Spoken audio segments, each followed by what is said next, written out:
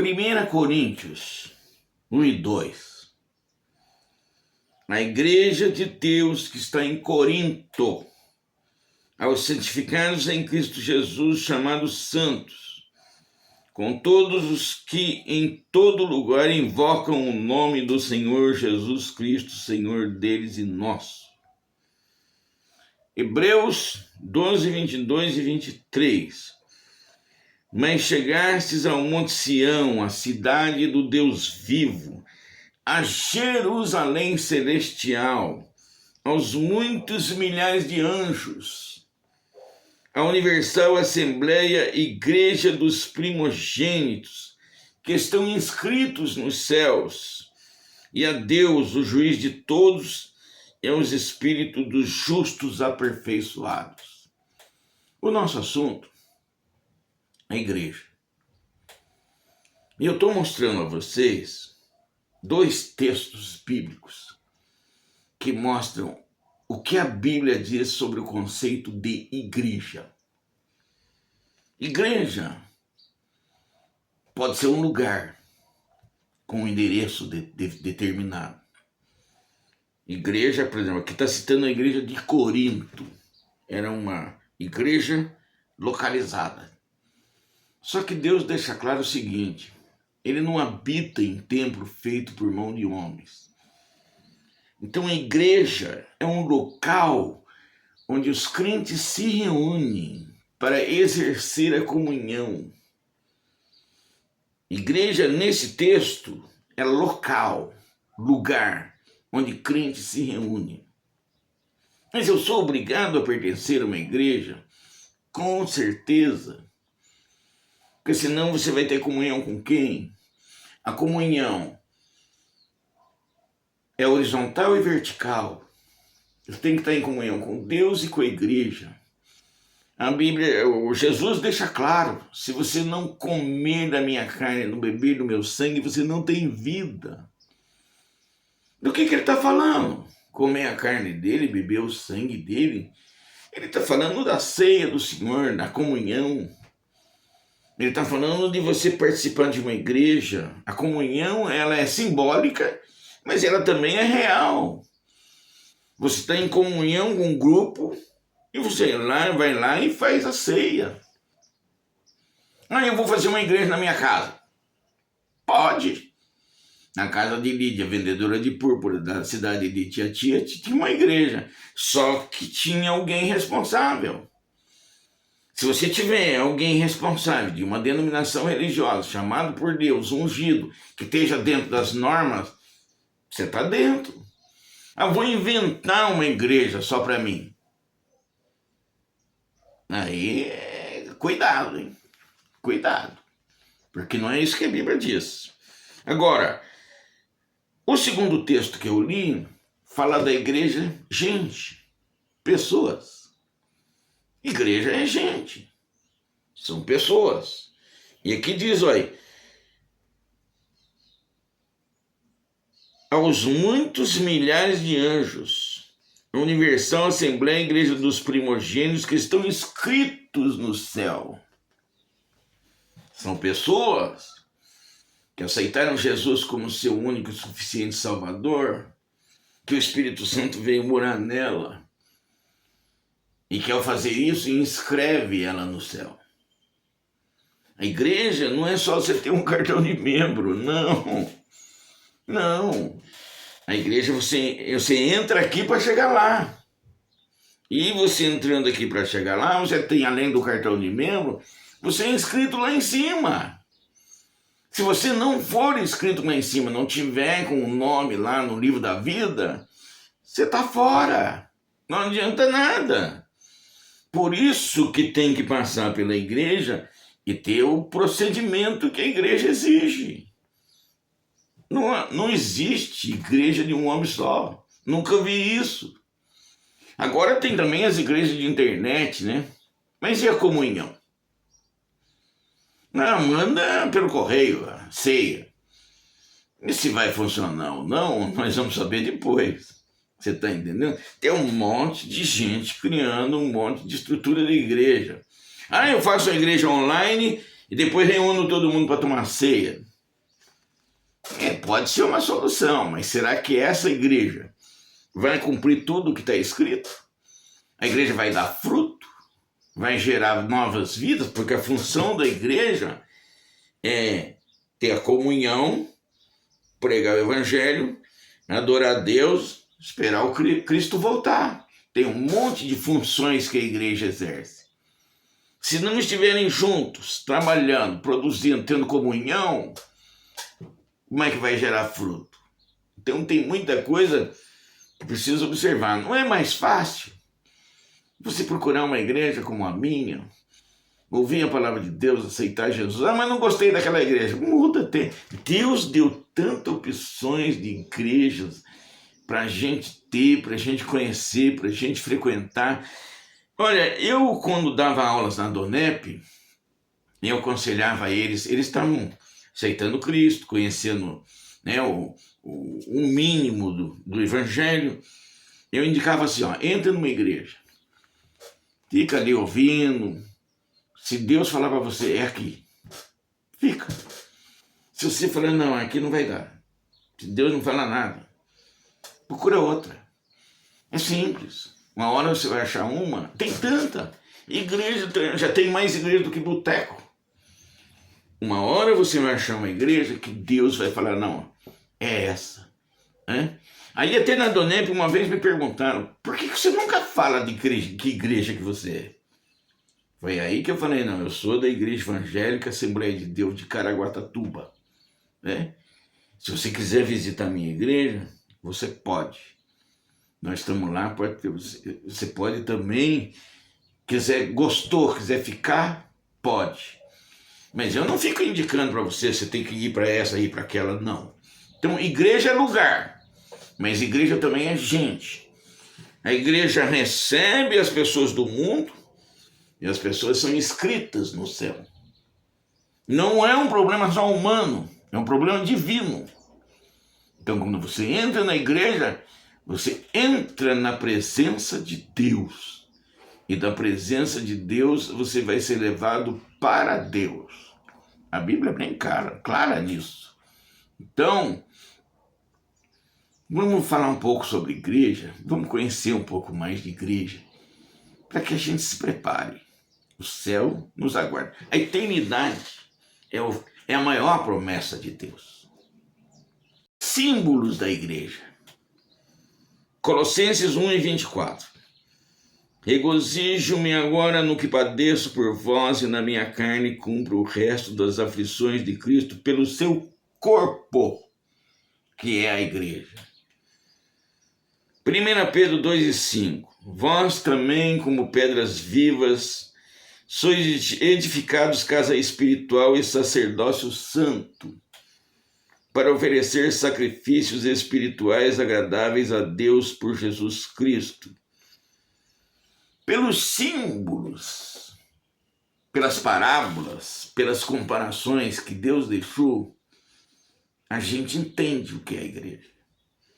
Nesse caso aqui, do primeiro versículo que eu li, está dizendo que a igreja é o corpo de Cristo. Cristo é o cabeça, porque é ele que manda. E nós todos somos o corpo. Então, quando Cristo quer fazer alguma coisa na terra, ele passa a ordenança para nós e nós executamos. Entendeu? Então, dentro da igreja tem de tudo. Tem aquele que trabalha na portaria, tem aquele que faz a limpeza da igreja, tem diácono, tem presbítero, tem quem ensina. Na igreja tem tudo, porque ela é um corpo. E o corpo tem que trabalhar unindo. Aí entra a questão da comunhão. Trabalhar junto. Igreja investe. Quem salva a alma é Deus. Mas quem cuida da alma é a igreja. Para isso ele fez a igreja. Então a igreja é o corpo. Ele dá ordem e nós executamos. Precisa de uma comunhão com o céu e precisa de uma comunhão com a terra. Se você não faz parte, eu sou crente, mas é só em casa. Eu só assisto pela TV. Como é que você vai dar fruto? Como é que você vai ter comunhão? Onde você vai tomar ceia? Você é um corpo, você tem que estar unido comigo, ou com a sua igreja. Casa de Deus. A igreja local é uma casa de Deus, mas eu também sou uma casa de Deus. Se alguém perguntar para mim onde Deus mora, eu vou dar meu endereço. Lógico, Deus mora dentro de mim. Vou dar meu endereço. Vai lá na minha casa que você vai achar Deus. E se vir aqui, eu vou falar da Bíblia para ele, mostrar para ele como é que é a história toda. Por exemplo, na Coreia, aquele Po Yun-shu, que depois mudou de nome para David Chu, ele explicava que as pessoas adoravam os antepassados. E cada um tinha um lugar onde o antepassado estava. Daí eles iam na reverência ao antepassado e alguém perguntava, onde é que o seu Deus mora? Aí ele dava um endereço. Quando perguntaram para ele, onde é que o seu Deus mora? Ele deu o endereço dele. Por quê? Porque Deus morava nele, na casa dele. Entendeu? Deus não mora no templo feito por mão de homem. Ele mora no templo feito pela mão dele. Por isso que o Espírito de Deus vem morar dentro de nós. Então nós somos a igreja, pessoas, gente, ser humano, onde Deus vem morar. A igreja é dentro de você. É dentro de você que acontece a luta entre a carne e o espírito, que Paulo explica no livro de Romanos. Você é igreja gente. Você é corpo de Cristo. Você é casa, você é templo. Quando Deus fez o tabernáculo e depois permitiu que fizessem o templo hebreu, ele colocou 3 partes: o hall de entrada, o altar dos sacrifícios e o santo dos santos. Ele dividiu em 3 partes. Por quê?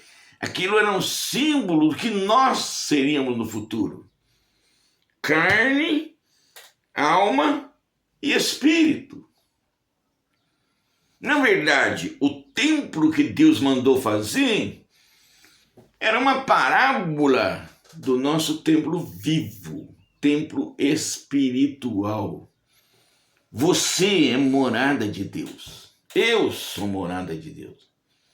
Se você deixar Deus entrar, ele vai entrar dentro de você e vai fazer uma limpeza. Vai fazer uma limpeza. Você vai ser separado por Deus. Você vai ser santificado por Deus. Você vai ser uma pessoa própria para servir a Deus. Você está me entendendo? Porque você é o templo vivo. É você que Deus quer, é você que Deus faz. Então você é corpo de Cristo e você é templo de Deus. São símbolos da igreja que você começa a entender como é que Deus age dentro de uma igreja. Eu só estou apresentando 2. Depois eu vou apresentar mais alguns. Para quê?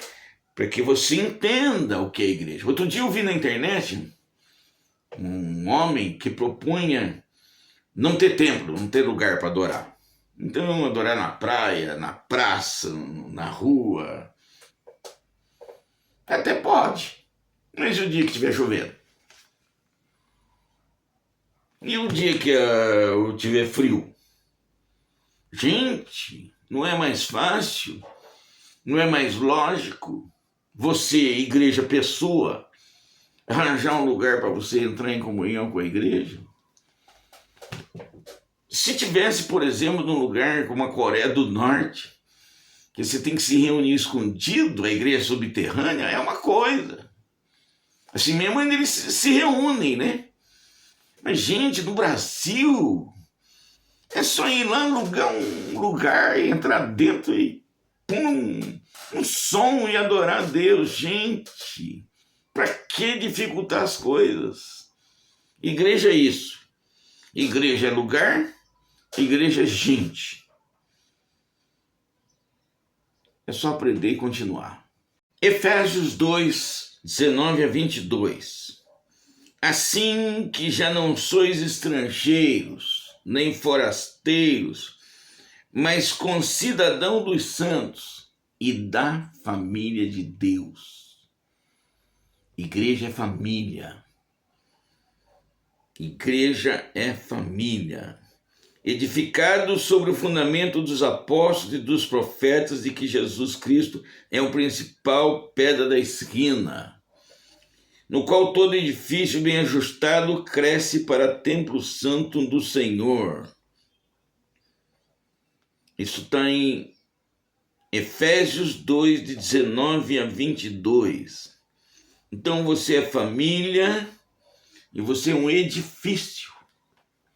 Edifício. São dois símbolos. A igreja, porque é um corpo, é feito de células. E as células formam tecidos, que formam órgãos, que formam um corpo.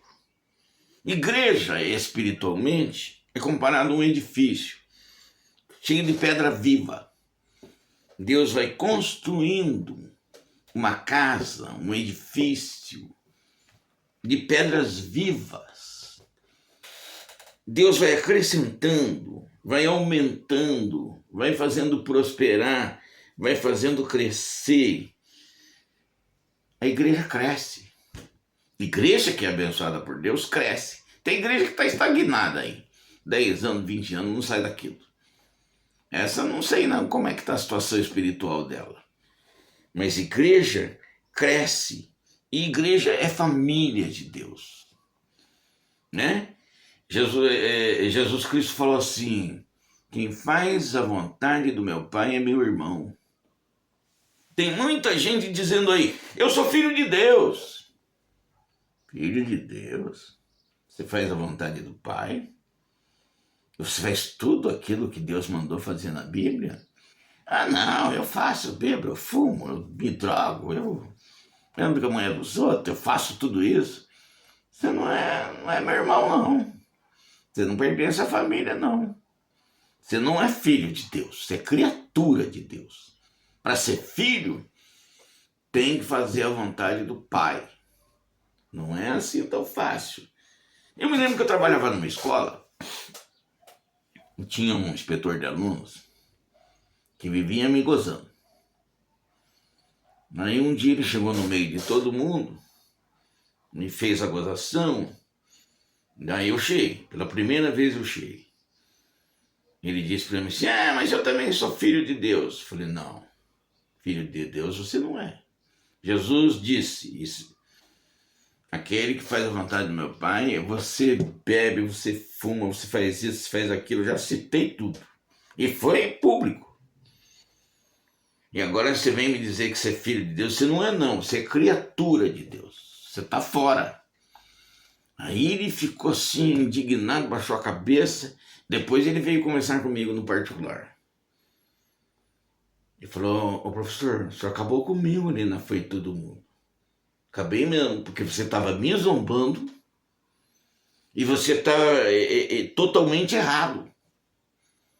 Aí eu tinha que dar um chega para lá em você. Agora, se você me respeitar enquanto cristão, enquanto servo de Deus, enquanto professor da rede pública, se você me respeitar e parar com a zombaria, vamos conversar sério. A partir daí, ele vinha delicadamente, professor, posso te perguntar alguma coisa? Bom, gente, tem hora que você tem que mostrar para a pessoa que ela está errada. Chega, sabe o que o livro dos Provérbios diz? Diz assim, ó, não responda a estultice do tolo para que não vos assemelheis a ele. Mas também tem embaixo assim, responda a estultice do tolo para que ele não pense que é mais sábio do que tu. Então, o que Deus dá a entender? Não vai respondendo a qualquer um aí sem ver o que você vai falar. Planeja, pensa em como você vai responder e o que você vai falar. Quem pensa no que fala, não fala besteira, então passa a ser respeitado, até pelo falar. Não responda diretamente. Pare, pense, pergunta para o Senhor, o que eu falo para essa pessoa? Ele vai te orientar e o nome dele vai ser glorificado. Por quê? Porque você vai ser uma pessoa sábia, respeitada, né? E vai falar de Deus. Eu sou família de Deus. Você é família de Deus. Se você faz a vontade do meu Pai, não interessa a sua igreja. Eu te respeito. Por quê? Porque você é meu irmão na fé. Ah, mas eu sou de tal denominação. Se você faz a vontade de Deus, você é minha família. Minha Bíblia está dizendo isso. Eu te respeito, né? Eu te respeito. Você também tem que me respeitar. Agora, se você tá fora da igreja, está na hora de entrar. Por quê? Porque tem implicações terrenas, mas tem implicações espirituais. O teu futuro é garantido pelo poder da palavra de Deus. Você é família de Deus e você tem que andar de acordo com aquilo que Deus deixou escrito. Você é santo. Você é da família, concidadão dos santos e da família de Deus. Você é edifício que Deus está construindo aqui na terra. Você é igreja, gente, né? Que Deus garante a salvação eterna. Ele nos salva, nos põe na igreja, nos usa para dar fruto, depois nos leva para a glória. Deixa Deus trabalhar na tua vida. Entra numa igreja. Ah, mas aquela aula eu não gostei. Procura uma que você goste, que você se adeque, que você se adapte, né? Procura uma que fale a palavra de Deus, que tenha gente que tem responsabilidade com Deus. Vai ser bênção para a tua vida. 1 Coríntios 3:9. Porque nós somos cooperadores de Deus. Vós sois lavoura de Deus e edifício de Deus. Apocalipse 19, do 7 ao 9. Regozijemo-nos e alegremo-nos e demos glória, porque vindas são as bodas do Cordeiro, e já a sua esposa se aprontou. E foi-lhe dado que se vestisse de linho fino, puro e resplandecente, porque o linho fino são a justiça dos santos.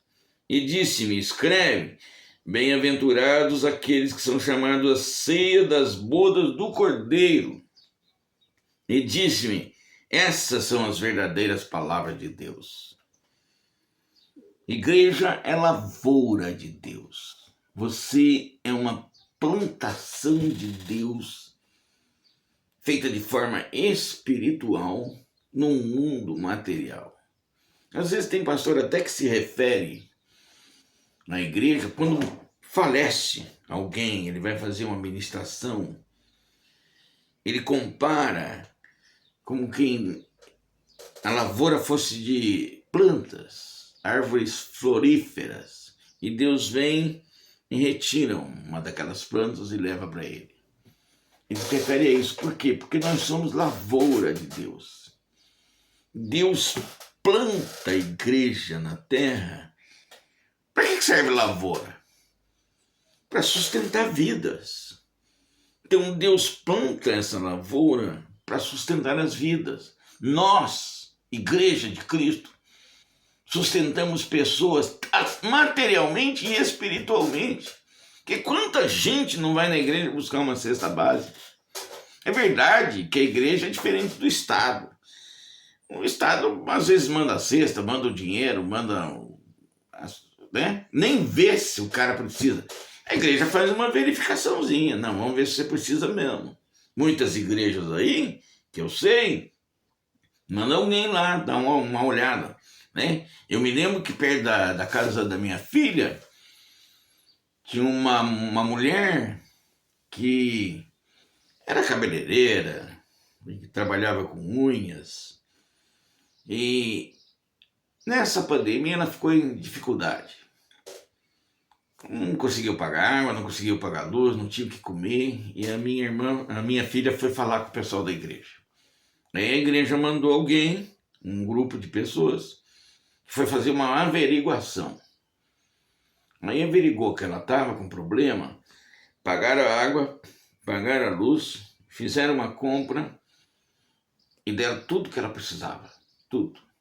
Aí ela voltou ao trabalho paulatinamente e conseguiu estruturar a sua vida, mais uma vez. Então, igreja é isso. Ela sustenta a pessoa de uma forma material e espiritual. Ela resolve até problemas, tanto no âmbito material como no espiritual. Para isso serve a igreja. É essa a função da igreja. Mas o segundo texto que eu li fala que a igreja é a noiva de Cristo, que há um casamento programado, né? E a Bíblia explica em 1 Coríntios capítulo 15 que a igreja vai ser retirada da terra, vai ser levada. É um texto grande, não tem como explicar isso aqui agora. E ela vai para as bodas do Cordeiro.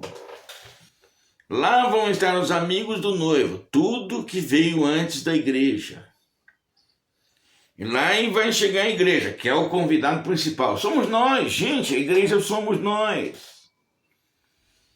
E vai haver um casamento entre o Cordeiro de Deus, Jesus Cristo, e a igreja. Aí a cabeça vai se juntar ao corpo. A proposta de Deus não é só humana, é divina. A igreja vai ser o convidado número 1. Por quê? Porque ela vai participar do casamento. Tem prêmios, tem tudo para a igreja. Eu quero estar lá. Eu quero que a minha família esteja lá. Eu quero que os meus irmãos em Cristo estejam lá. Eu quero falar com um monte de gente que ainda não conhece a igreja para convidar eles para estar lá na glória. Vai ser uma festa, segundo dá a entender as Escrituras, uma festa de 7 anos. Olha, o judeu também fazia festa de casamento. Podia durar 1 dia, 2 dias, 3 dias, 7 dias, se ele fosse rico. Então, é um precedente para aquilo que Deus vai fazer com a igreja. Uma festa que vai durar muito tempo. Eu preciso estar lá. E para isso eu sou a igreja. Eu sou noiva de Cristo como um todo. Vai haver uma festa. Eu preciso estar lá, gente. Estou passando a vida inteira aqui buscando isso.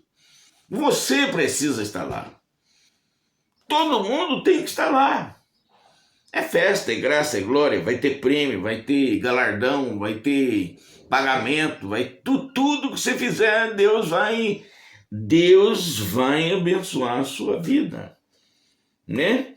Bem-aventurado aqueles que são chamados às ceias das bodas do Cordeiro. Foi-lhe dado que se vestisse de linho puro e resplandecente, porque o linho fino são a justiça dos santos. A igreja está lá cheia de pureza para fazer um casamento com Deus. Casamento da igreja e Jesus Cristo. Agora glorificado. Amém? Eu vou estar lá. Quero te ver lá.